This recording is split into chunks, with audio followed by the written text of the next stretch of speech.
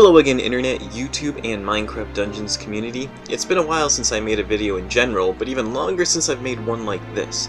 The comparison of Leeching to Radiance on different weapons has been talked about before, but it's never actually been put in numbers that are quantifiable. What I mean is, how good is Leeching or Radiance compared to each other on each weapon at top speed? We have a good idea of how it works. The more DPS you have, the better Leeching is, and the more attack speed you have, the better Radiance is. But how about a weapon that has low DPS but is also slow? Or a weapon that has high DPS but also hits really fast? How do we calculate it? If you haven't guessed it, this video does just that. I call it the Leeching to Radiance ratio, or the damage per second to hits per second ratio. What you do is you take a weapon's damage per second at top speed and also its top speed hits per second. I'll be using max value 251 power as an example since it's something that everyone could obtain relatively easily, and I'll use an Eternal Knife for this example. Since its DPS is 2,683,938 and its hits per second are around 2.5, the ratio would look like this. You then divide both the damage per second and hits per second by the hits per second to find out how much effective damage that weapon deals per hit. For Eternal Knife, this would be 1,073,575 to 1. Which we knew anyway because that's how much damage the game says that the weapon deals per hit. Then we divide that number on the left by 511,239. Why that number? Because 511,239 damage per hit is the exact number where Leeching and Radiance even out. Because at 251 power, Radiance has a 1 in 5 chance of healing you by 230,058 HP, so it'll heal you that much every 5 hits on average. If you're dealing 511,239 damage per hit, you will deal 2,556,195 damage in 5 hits. Since Leeching heals you by 9% of a mob's max health, it effectively translates to your healing per second being 9% of your weapon's damage per second. Well, not exactly because you could overkill the enemy, but it's close enough.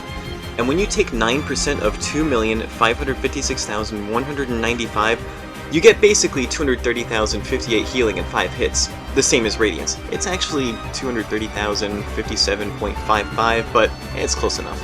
So, when you divide that number on the left by 511,239, you get your Leeching to Radiance ratio. In Eternal Knife's case, it's 2.1, meaning that Leeching heals you 2.1 times more health per second than Radiance does on an Eternal Knife at base. Now, dividing by 511,239 only works for 251 power weapons because it's going off the weapon's DPS at 251 power, and also Radiance's healing at 251 power as well. So, to calculate this yourself, you would need to find your weapon's own base DPS as well as what Radiance heals at that power. But that's why I made this video, to calculate it for you. So, here's all of the ratios for all of the weapons.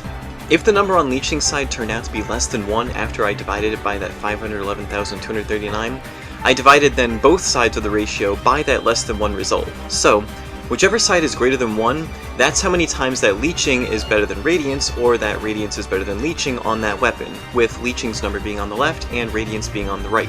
So, we can learn from this chart that Leeching is 4.2 times better than Radiance on an Anchor, 3.3 times better than Radiance on an Obsidian Claymore, 1.5 times better than Radiance on a Katana, etc. Meanwhile, Radiance is 2.5 times better than Leeching on Fighter's Bindings, and 3.3 times better than Leeching on all of the Rapiers. However, remember that this is only the weapons at base DPS, without any armor or weapon enchants to enhance their damage. According to this chart, Radiance is better for a sword than Leeching, and we all know that's not true. So when we factor in things like armor damage, cowardice, and Void Striker crit, you see here that the game starts favoring Leeching more. Still, even with all those damage enchants, Leeching is only 20% better than Radiance on Fighter's Bindings, so it's still worth running Radiance on them, especially if you're using non-physical damage enchants. I didn't count those indirect damage enchants for this ratio because they can block Leeching and it's not consistent or reliable. Also, it doesn't take into account how weapons like Sponge Striker don't really often trigger Leeching because of their effects. And even with Renegade Armor, Cowardice, Critical Hit, Committed, and Sharpness, Radiance is still better on Rapiers than Leeching is. Also, there's Lifesteal too, but it's a lesser Leeching that more often than not doesn't top you off. If you start hitting a mob and bring them down to like 5% and they then hit you once before you finish them off, you're healing 6% of that 5% health that they had left, which is almost nothing. Meanwhile, Leeching heals you by 9% of that mob's max HP, so Leeching will keep you topped off more often than Lifesteal just based on how it works alone, not even factoring that it steals a higher percentage of health than Lifesteal does. And if you do really want to run Lifesteal, I would still say to run Leeching so that you're healed both during combat and topped off after finishing off an enemy. There's literally no reason not to. Void Strike or Crit plus enchanting on your weapon is more than enough damage enchants for the game. An extra damage enchant doesn't go as far as keeping yourself balanced with 2 damage enchants, a healing enchant, and a defensive enchant. But that's just my take on it. Whether you use Lifesteal or not, there's never a reason not to run Leeching or Radiance, and now hopefully you have a better idea of which to run on what weapon.